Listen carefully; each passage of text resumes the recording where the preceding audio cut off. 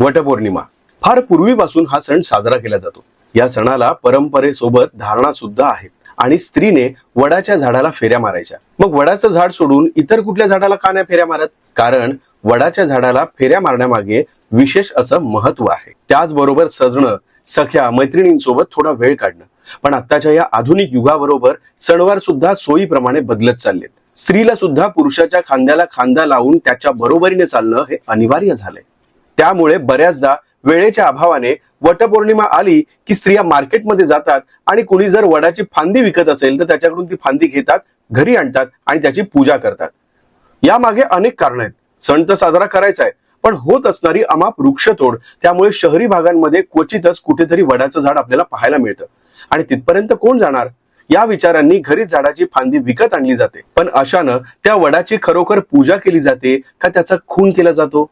त्यापेक्षा प्रत्येक स्त्रीनं या वटपौर्णिमेला एक पण केला पाहिजे. बहुगुणी आणि बहुमूल्य असं वडाचं झाड लावलं पाहिजे. विश्वास ठेवा, हा निसर्ग तुमच्या नवऱ्याबरोबरच येणाऱ्या पिढीला सुद्धा दीर्घायुषी ठेवेल. धन्यवाद.